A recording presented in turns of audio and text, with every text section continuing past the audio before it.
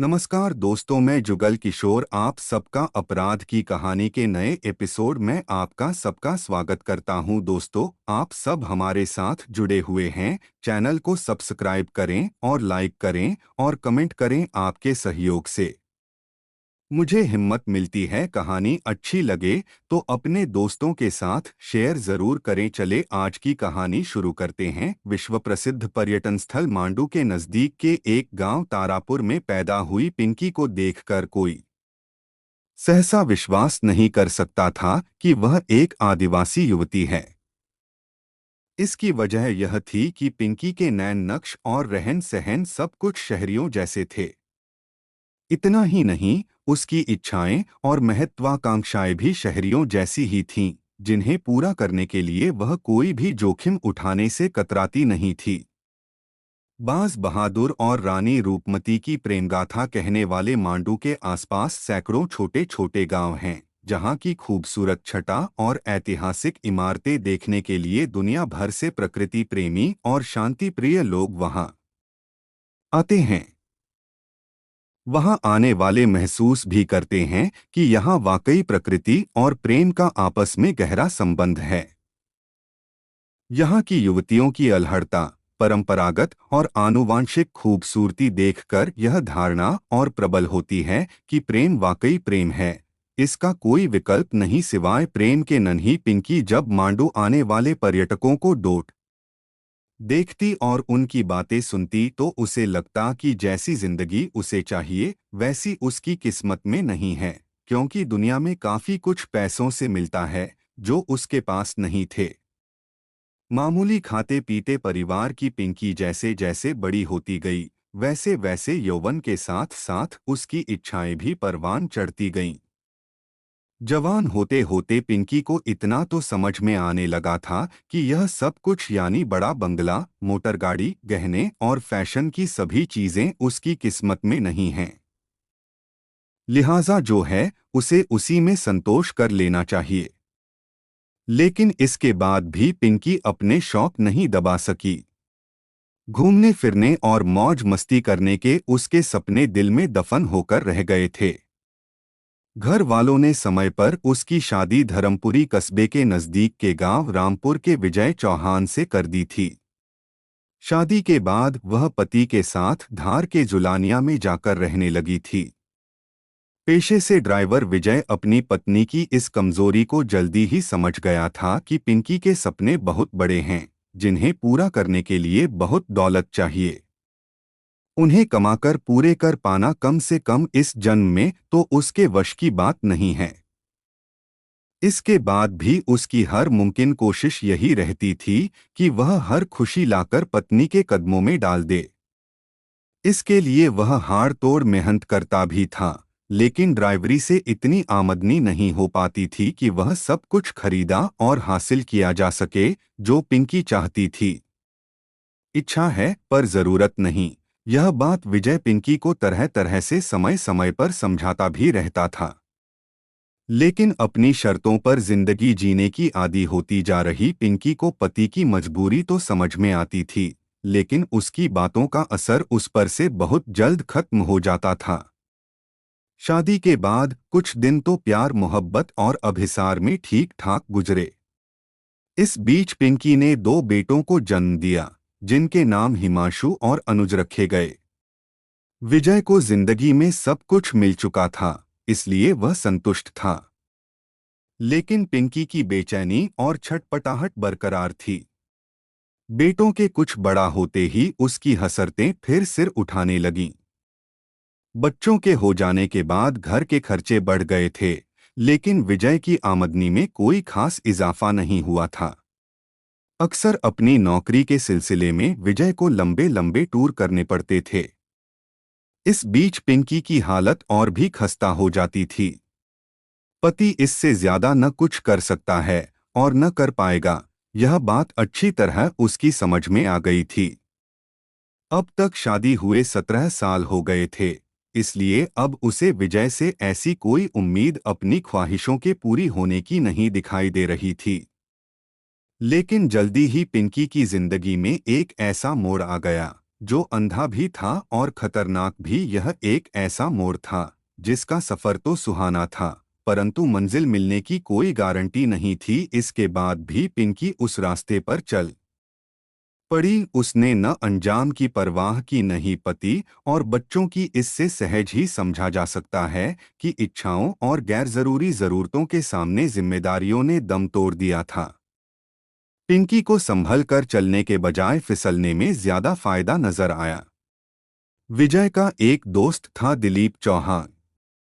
वह बेरोजगार था और काम की तलाश में इधर उधर भटक रहा था। काफी दिनों बाद दोनों मिले तो विजय को उसकी हालत पर तरस आ गया। उसने धीरे धीरे दिलीप को ड्राइविंग सिखा दी। धार, मांडू और इंदौर में ड्राइवरों की काफी मांग है, इसलिए ड्राइविंग सीखने के बाद वह गाड़ी चलाने लगा। दोस्त होने के साथ साथ विजय अब उसका उस्ताद भी हो गया था। ड्राइविंग सीखने के दौरान दिलीप का विजय के घर आना जाना काफी बढ़ गया था। एक तरह से वह घर के सदस्य जैसा हो गया था। जब विजय दिलीप को ड्राइविंग सिखा रहा था, तभी पिंकी दिलीप को जिस्म की जुबान समझाने लगी थी। उसके हुस्न और अदाओं का दीवाना होकर दिलीप दोस्ती यारी ही नहीं, गुरु शिष्य परंपरा को भी भूलकर पिंकी के प्यार में कुछ इस तरह डूबा कि उसे भी अच्छे बुरे का होश नहीं रहा। ऐसे मामलों में अक्सर औरत ही पहल करती है, जिससे मर्द को फिसलते देर नहीं लगती। दिलीप अकेला था, उसके खर्चे कम थे, इसलिए वह अपनी कमाई पिंकी के शौक और ख्वाहिशों को पूरे करने में खर्च करने लगा। इसके बदले पिंकी उसकी जिस्मानी जरूरतें पूरी करने लगी। जब भी विजय घर पर नहीं होता या गाड़ी लेकर बाहर गया होता, तब दिलीप उसके घर पर होता।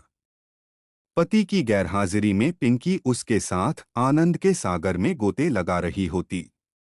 विजय इस रिश्ते से अनजान था, क्योंकि उसे पत्नी और दोस्त दोनों पर भरोसा था। यह भरोसा तब टूटा जब उसे पत्नी और दोस्त के संबंधों का एहसास हुआ। शक होते ही वह दोनों की चोरी छिपे निगरानी करने लगा।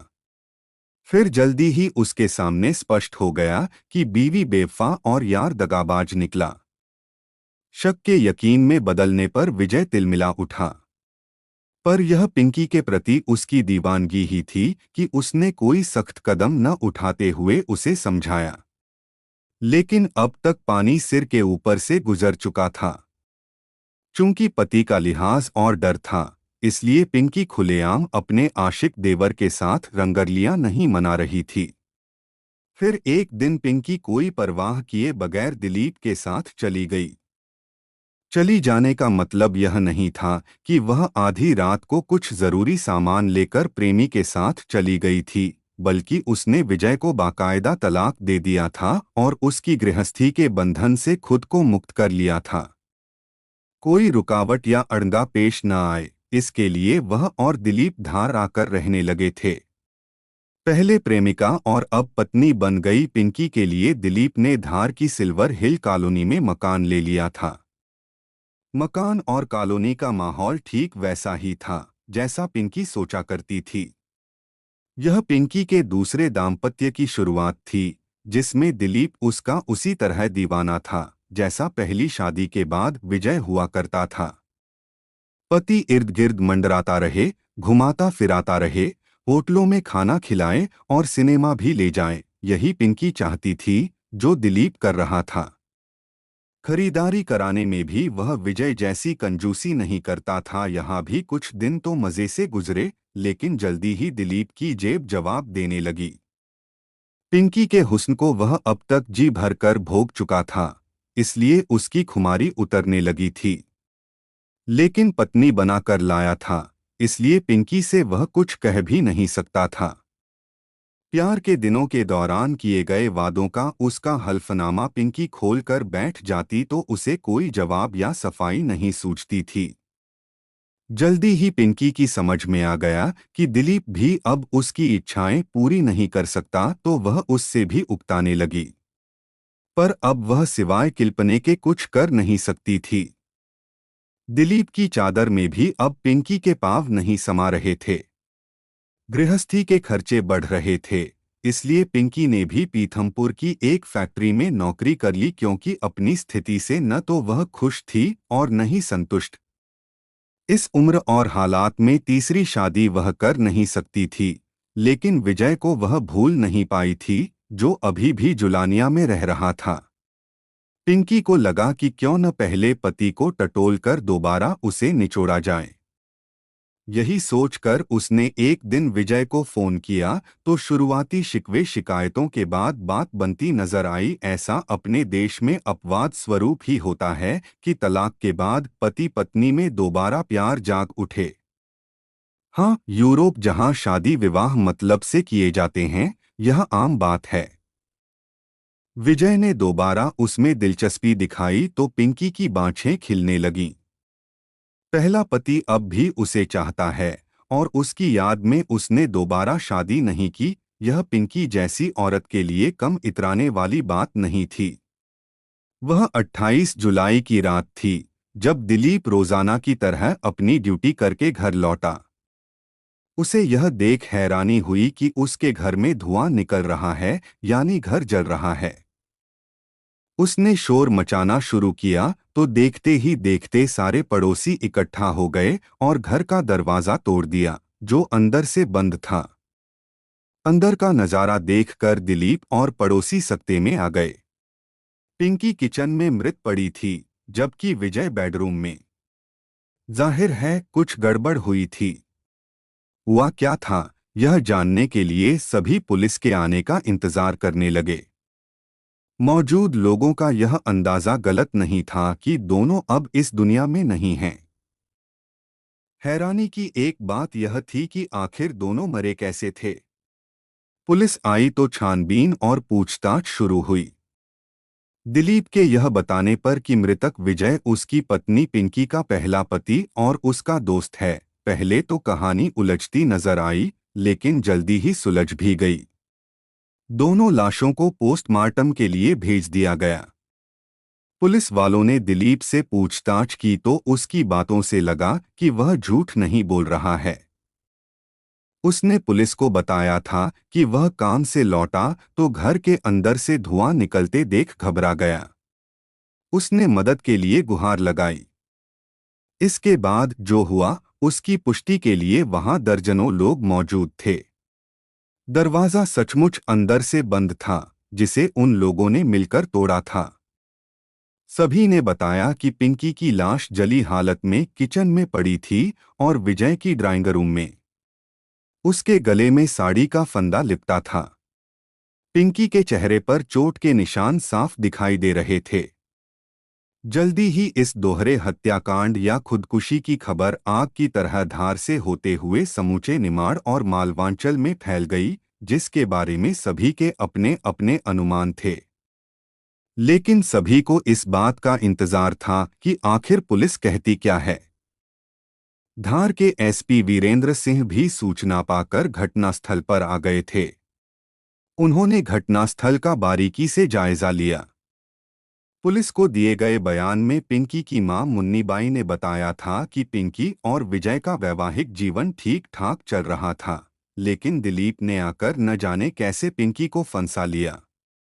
जबकि दिलीप का कहना था कि उसे इस बात की जानकारी नहीं थी कि उसकी गैरमौजूदगी में पिंकी पहले पति विजय से मिलती जुलती थी या फोन पर बातें करती थी। पिंकी के भाई कान्हा सुवे ने जरूर यह माना कि उसने पिंकी को बहुत समझाया था, पर वह नहीं मानी। पिंकी कब विजय को तलाक देकर दिलीप के साथ रहने लगी थी, यह उसे नहीं मालूम था। तलाक के बाद दोनों बेटे विजय के पास ही रह रहे थे। विजय के भाई अजय के मुताबिक हादसे के दिन विजय राजस्थान के प्रसिद्ध धार्मिक स्थल सांवरिया सेठ जाने को कहकर घर से निकला था। वह छोटे बेटे अनुज को अपने साथ ले गया था।